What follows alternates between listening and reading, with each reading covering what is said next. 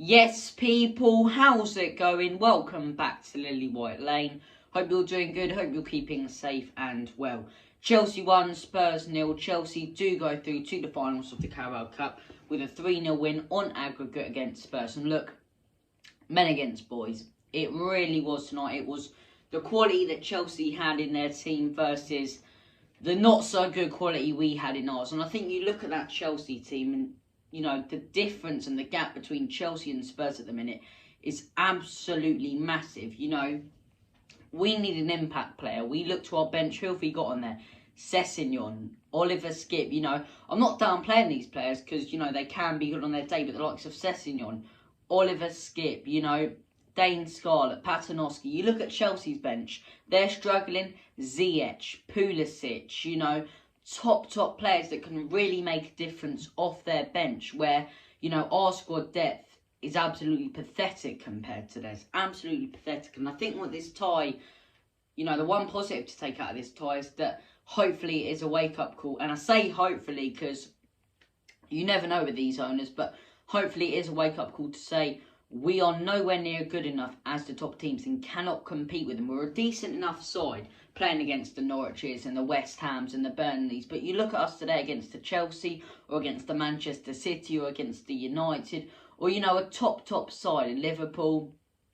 And although we did draw with Liverpool, you know, we find it very, very hard to compete. We can't pick up wins because we are nowhere near as good enough a level as they are. And, you know, you look at this tie and the quality Chelsea had and the pressure they applied to us, I think they were absolutely fantastic in this tie. You know, hate to admit it, absolutely hate to admit it, but I think they were absolutely fantastic.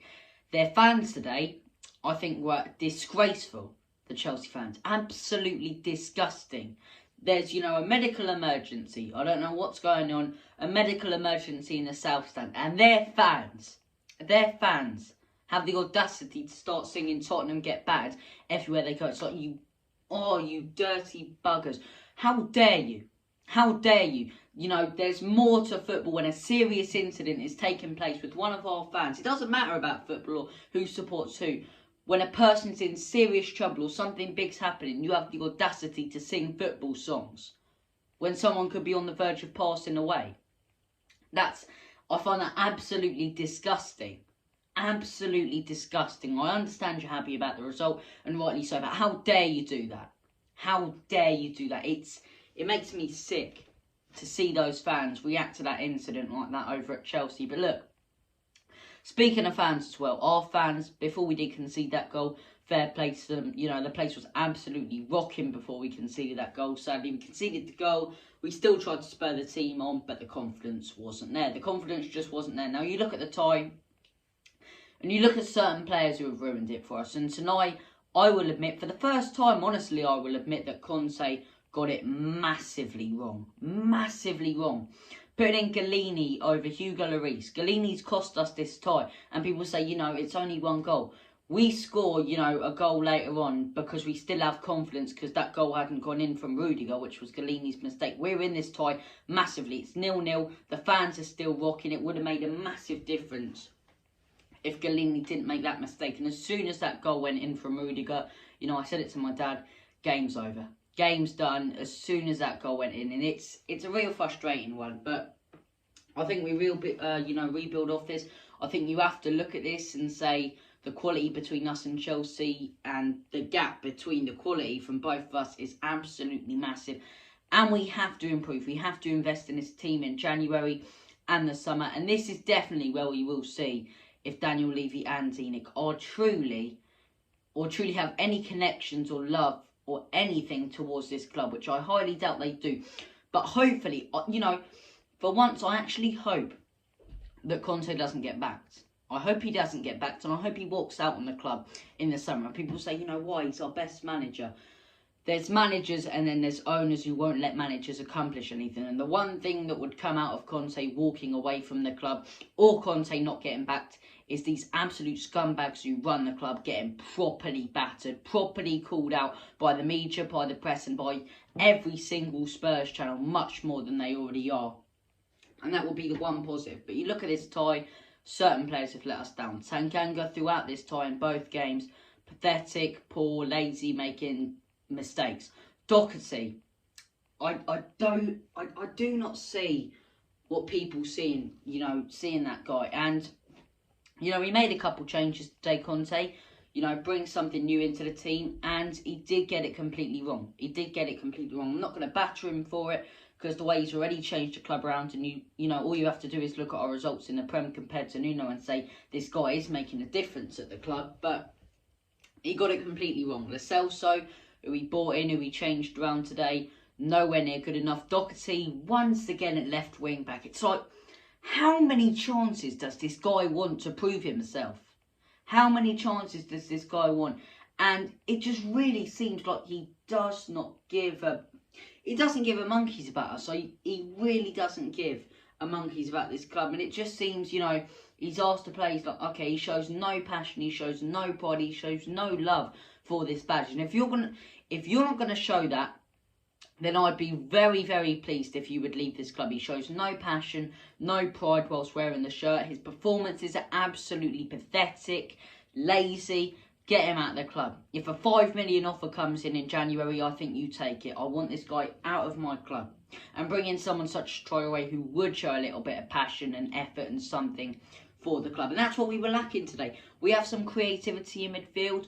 We can score about 3 or 4 goals. And that's the thing. We had so many chances today. So many chances, The Moura penalty, which didn't turn out to be a penalty. You play that to Giovanni Lo Celso, who's, under no pressure. When Moura is, Harry Kane's got the ball. It's 3-on-1. Play it to Lo Celso, it's a goal. Because he's in a lot more space than Lucas Moura is.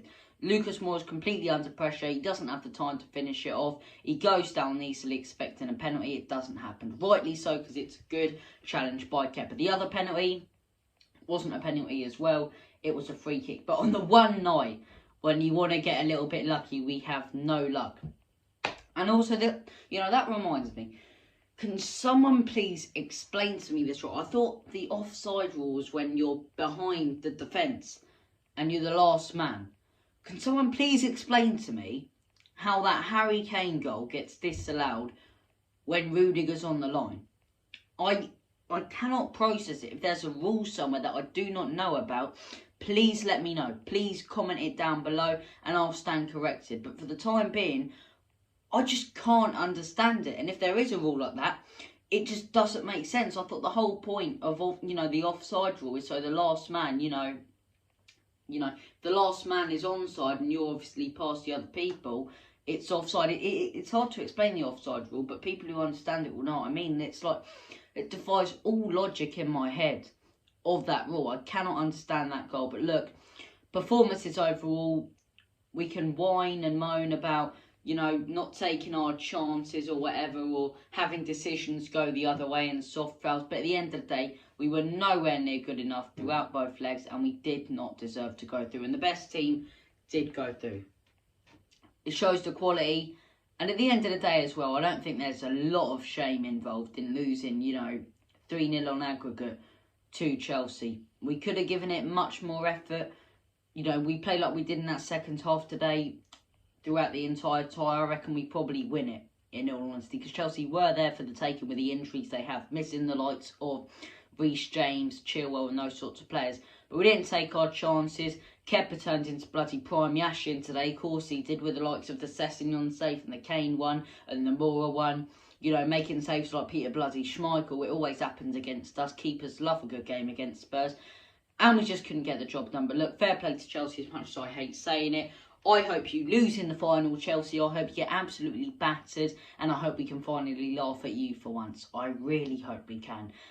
But anyway, thank you for watching this video. Take care. All the best. God bless. And as always, Comedy Spurs, ENIC out. Massive ENIC out tonight. In Conte, we trust. Up the Spurs.